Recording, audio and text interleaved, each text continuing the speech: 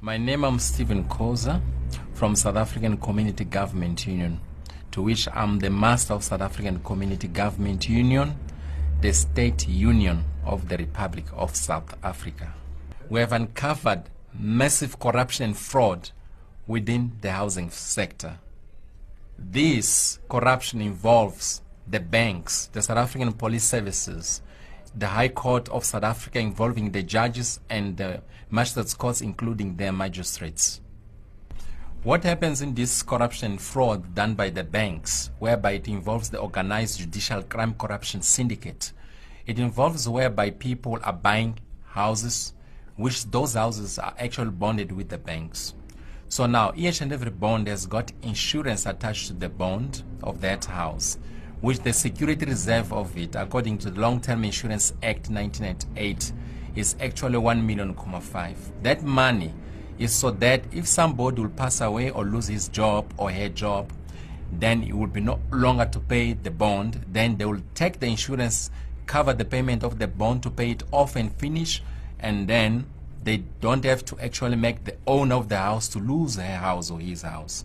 But now, when somebody loses her employment or his employment because of retrenchment, because nobody in South Africa has got permanent job, so now what they do, by the time he was working, he had taken a bond attached to insurance with the bank.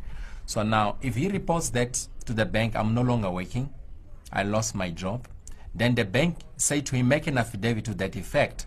Then when he makes that affidavit submit to the bank takes that affidavit, they go to ombudsman in Cape Town who deals with the state insurance matters. Then they claim the insurance, which is 1.5 million attached to that particular house with its bond, the first issued bond to that house. Then after claiming the money, instead of paying off the bond, they do pay off the bond, but after that the difference is supposed to be given to the person who lost the employment because it was attached to the bond. So the moment when a person claims to know, after knowing that my house was bonded, there was insurance attached to it, then they claim the rights of the house of that person who owns the house. Then the bank starts to actually contact, using other people, to contact the police, to get the estate agencies first selling the house to another person who is a third party, and then thereafter they are applying for eviction order in the High Court. Then in the High Court, the judges, they don't ask if there was insurance attached to the bond or what happened, because the duty of the judge is to make an inquiry why this matters for eviction when the bank is the one which bonded the house with the particular person who actually bought the house from the bank. That's supposed to be done by the judges in the High Court. No inquiries are conducted.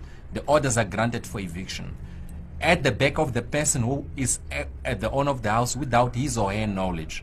So when the person discovers that this is the order, I'm evicted through the sheriff, he only see the day he's being evicted.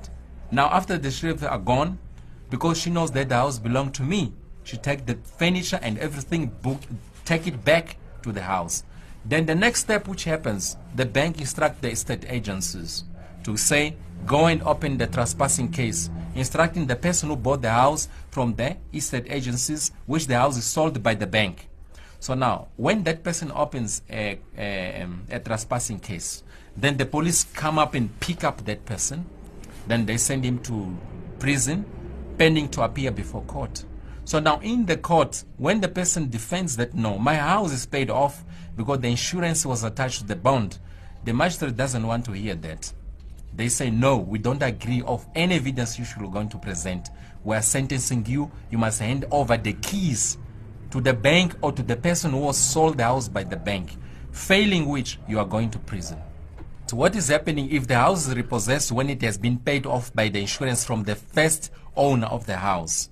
They will resell the house to another person who has got employment. Should it happen that he lose the job again because of unemployment and the retrenchment, they will actually do the same thing, defraud his own 1.5 million attached to the insurance of that bonded house. So the same house will be bonded to more than 10 people. Same house being sold and taken over by the banks. So that is the massive fraud which the banks are doing against the people.